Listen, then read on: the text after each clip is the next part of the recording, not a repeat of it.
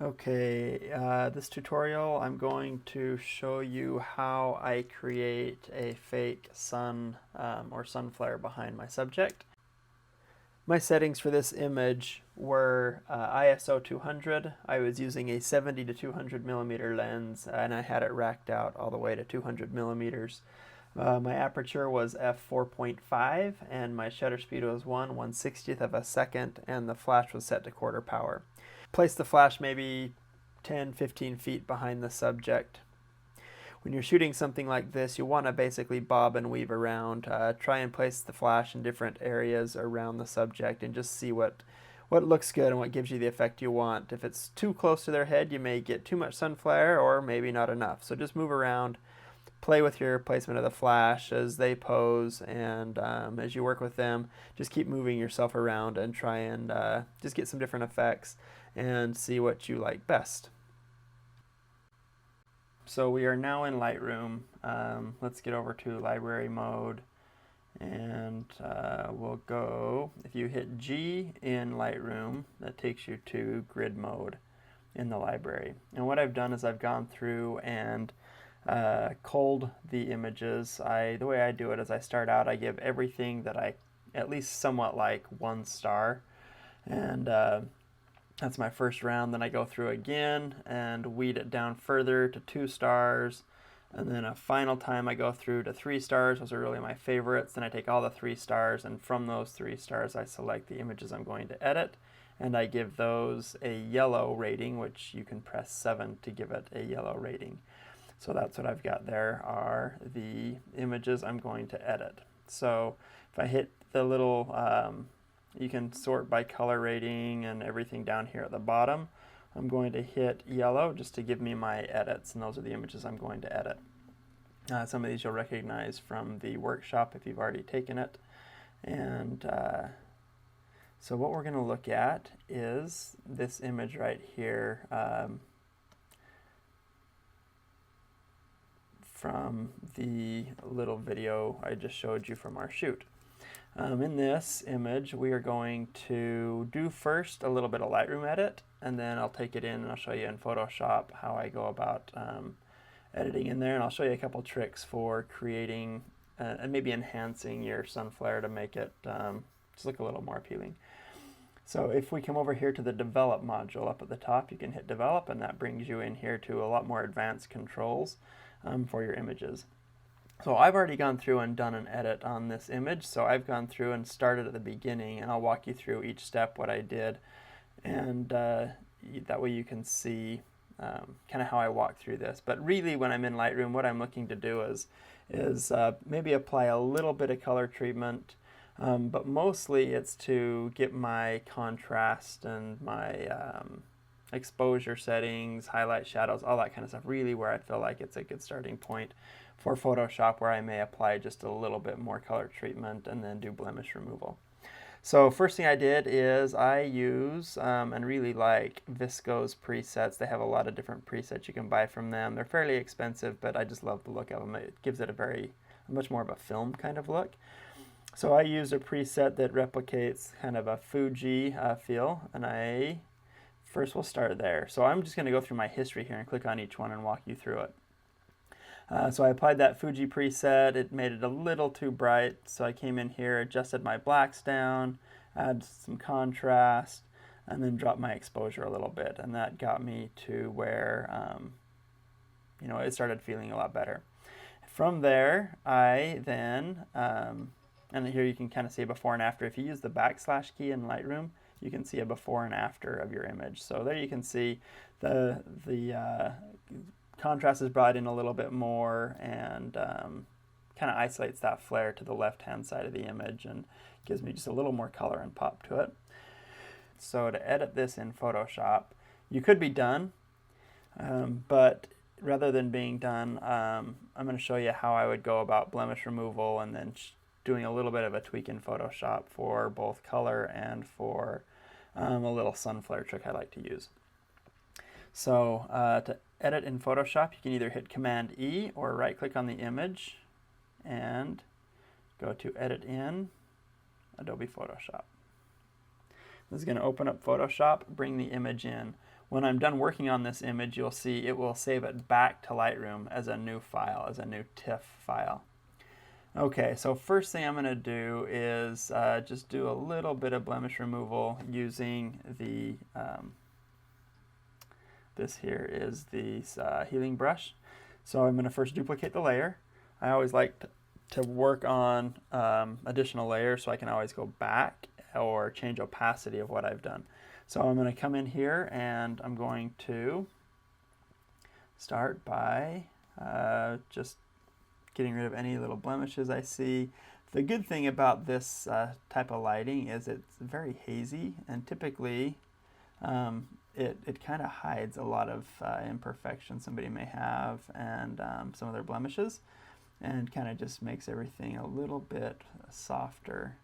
So there's not a whole lot to really do here with regard to retouching her skin.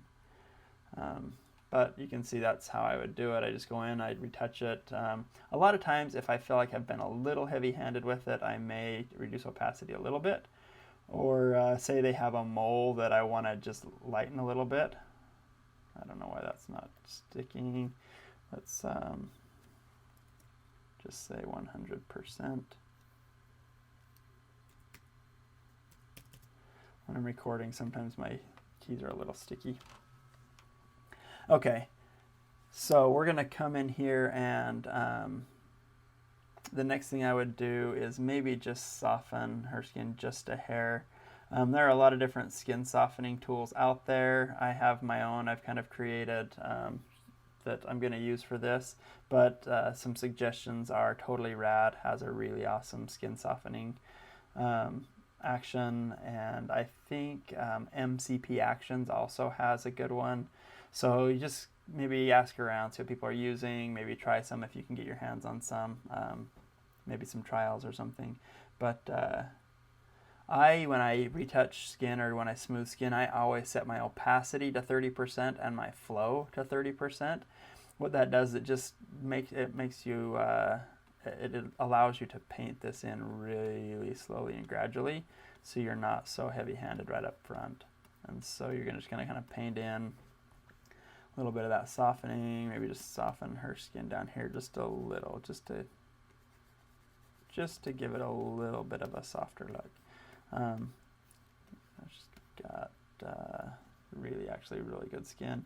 Then I will always look to see how much I've done by toggling the eyeball over in your layers palette, just to see how heavy I've been. And a lot of times if I've been very heavy, again, I'll just reduce that opacity until it starts to look more natural and not so heavy. Without doing that, sometimes you don't realize how much you've done. So always make sure you check to see how heavy you've been with your actions.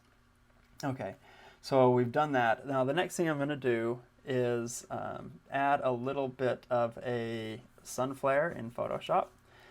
You can do that by creating a duplicated layer, and the way you want to do that is you go Command Shift Option E.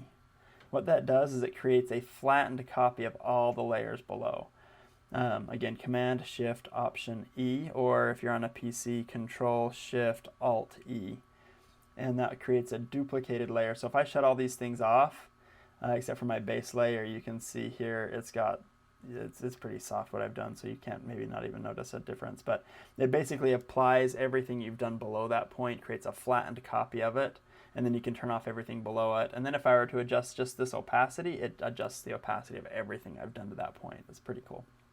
So I'm going to leave these on for now, and I am going to come up here and I'm going to do Filter, Render, Lens Flare. You can see here now I can create this little lens flare, and you can adjust the brightness, the opacity, or I'm sorry, the brightness and the type of lens that you're using, and that just changes kind of how it looks. So just pick one that you like. I usually leave it on the 50 to 300 millimeter zoom, and I just adjust it till it looks like it might be about right. We're going to adjust the opacity after, so it's not going to matter too much. So I put that on there, and you can see there it kind of creates a little bit of these lighting effects. I don't like some of the darker ones, so I'll usually go in and just get rid of some of those by adding a layer mask. selecting my brush. I'm going to set my opacity and flow back to 100% by hitting 0, changes my opacity to 100%, and Shift 0 changes my flow. Another quick little tip, using the number keys when you're on your brush will change the opacity and flow. So say I hit 30%, I want 30%, I'll just hit 3 and it takes it to 30%. 7 would take it to 70%. And then Shift plus the number does your flow. So Shift 6 gives me 60%. Just a quick little tip. And so I'm going to put those back by hitting 0 and Shift 0 to get my opacity and flow back to 100%. And then I'm going to change my color swatch to black, and I'm going to lower my brush a little bit and just paint some of those out. Now that doesn't look very good. So instead of my brush, I'm going to use my little stamp there. And I'm just going to go like this. Oh, that's not working either. I need to be on the image itself. And I'm going to come over here and use the spot healing brush. I think that'll work a little better. I'm just going to paint over that right there. And there it goes. This one may be a little trickier because it's on her hair. We'll see how that works. We may have to leave that one. I'm just undoing by hitting Command Option Z. And yeah, we'll just leave that one. If we were to want to spend a lot of time on it, we could probably get rid of it, but I'm not too worried about it. And then we're going to take this opacity and let's just drop it down. If you want to drop the opacity using the number keys of your layer, just hit V to get the select tool. Now if I use the number keys, it's going to adjust the opacity of that layer. So I could try maybe 50%. And there you can see it's dropped that down. So it gives me just a little bit more of a haze over the image, and I kind of like that.